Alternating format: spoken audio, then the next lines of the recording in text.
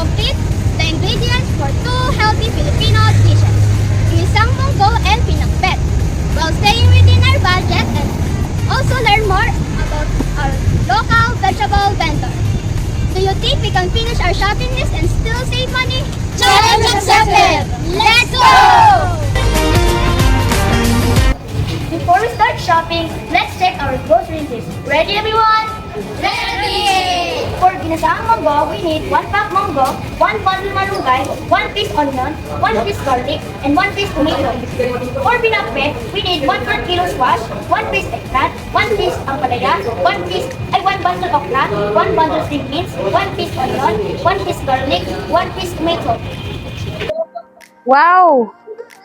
The salad vegetable and let's find the freshest vegetables and we see the best price. Good morning, ma'am. We are grade 6 students from Teos Higher Grand Academy. We're doing school vlogs for Nutri Palengke Challenge. May we ask you a few questions while buying vegetables? Yes. How much is one pack? 35 pesos. How much is the bundle of this? 25 pesos. We ask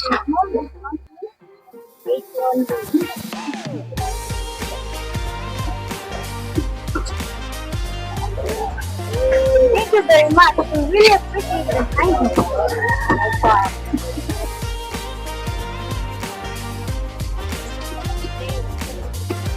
Good morning. How much is 1/4 kilo squash? For 9 bucks. And how much is for 1 piece eggplant? 1 piece ampalaya? 1 bundle okra? 1 bundle string beans? 1 piece garlic?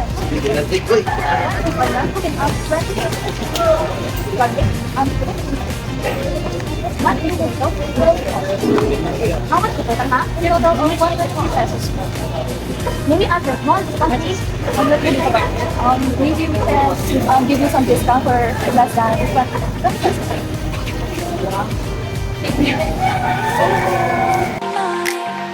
Now that we have all the ingredients, let's interview our vegetable vendor and learn more about fresh, healthy, and affordable vegetables. Good afternoon, folks. Let me know your name. I'm Rian Milan. Yes. Hello, Paul. I'll just ask a few questions. How do you keep your vegetables fresh? How do you keep our vegetable fresh? Nakabawa ko po yung mga kangkong namin here or ulan ng mga talbos. Para ma-keep namin siya na maging fresh all day is nilalagyan namin sila ng sprinkles of water po. Or di kaya nilabaliktad po namin sila sa water para mas keep namin siya na fresh. How do we know vegetables are fresh? How do we know that vegetables are fresh? Siguro, pwede natin silang pisil-pisilin. Kunwari mga talong, kapag sila ay masyado na bukot-bukot na or mga masyado ng malambot, yun ay pwede nang patungo na po sila sa pabulok na area. Thank you. I'll remember that when the next time I buy vegetables. The last question. Is the best time to buy vegetables? Best time to buy vegetables is probably early in the morning po kasi most ng mga push po sa morning is mas fresh po sila. Early in the morning. Every vegetable we buy is a way of saying thank you to our hardworking farmers and vendors. But the fun market attention. Did everyone enjoy our Nutri Palengke Challenge? What did we learn today? Yes, we had so much fun! I learned that it's easy to spot fresh vegetables. Just look for bright colors, fresh stems, and fresh fruit. Now I know what to check for buying. I really like their so pretty, fresh, and affordable vegetables. It's nice to know. Healthy food to buy. And I learned shopping at the market knocks is fun. My favorite lesson is that healthy eating is good. That's right. Eat fast, shop wisely, support local, live healthy. Thank you for joining us on our Nutri Palengke Challenge. See you on our next vlog. Bye!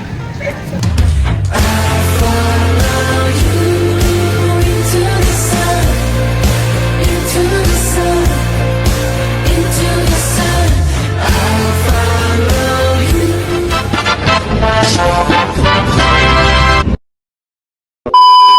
Hello! Good morning, everyone! We are the Group 1 from Grade 5 Thomas. I'm Chelsea. I'm Denaya. I'm Nina. I'm Dax. I'm myself. Welcome to our Nutri Palengke Challenge Vlog! Today, our group is visiting the local market to buy fresh and affordable vegetables. Our challenge is to prepare 2 healthy Filipino dishes, pinakbet and chop suey. So what are we waiting for? Let's go! Before we start shopping, let's list the ingredients we need. For pakbet, the ingredients are 1 piece ampalaya, 1 piece eggplant, 1 bundle okra, 1/4 kilo squash, 1 bundle string beans, 1 piece tomato, 1 piece onion, 1 piece garlic. For chop suey, ingredients are 1/4 kilo cabbage, 1 piece carrot, 1 piece sayote, 1/4 kilo cauliflower, 1 piece bell pepper, 1 piece onion, 1 piece garlic. Now that we have our shopping list, let's buy our vegetables.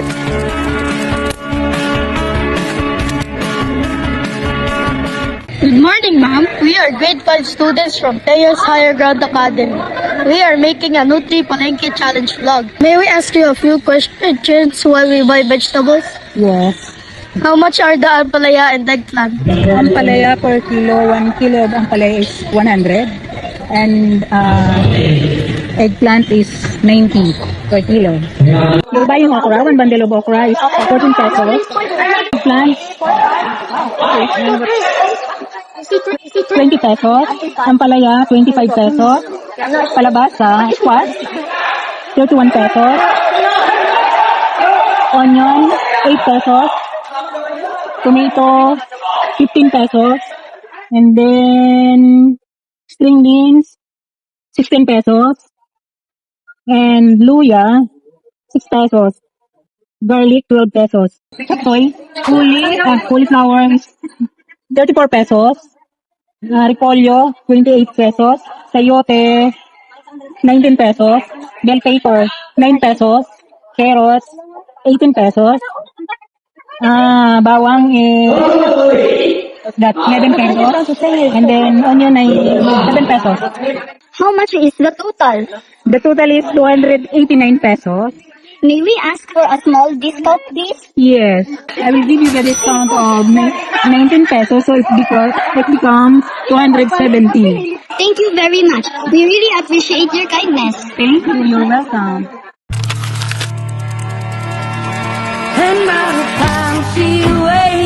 Now that we have all the ingredients, let's interview our vegetable vendor and learn more things about fresh, healthy, and affordable vegetables.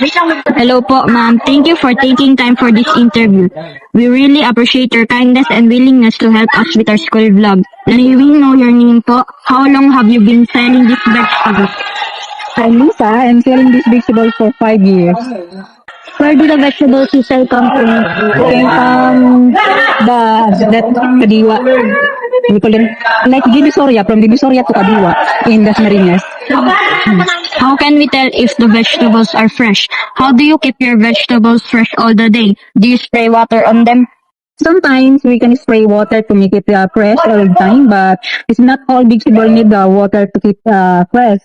So it's like eggplant and some leafy vegetable need water to keep it fresh. Why is this vegetable price changes? Which are the cheapest and more expensive today when it's the vegetable vegetables?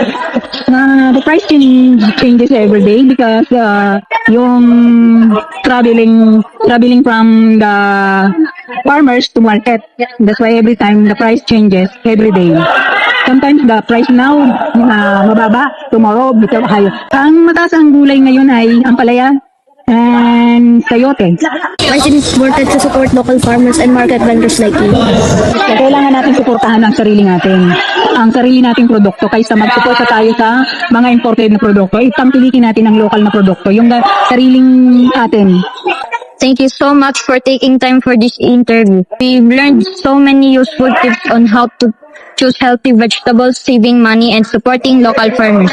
We truly appreciate your time and kindness. You're welcome. Did everyone enjoy our Nutri Palengke challenge today? What did we learn today? Yes, what a fun day at the market. Fresh vegetables should look colorful, feel firm, and stay fresh. Always take a good look before you buy. Healthy eating doesn't have to be expensive. Compare prices, buy vegetables that are in season, and stick to your budget. When we buy local vegetables, we don't just help ourselves stay healthy, we also support our local farmers and vendors. Remember, eat fresh, buy local, live healthy. Thank you for watching. See you on our next vlog. Bye!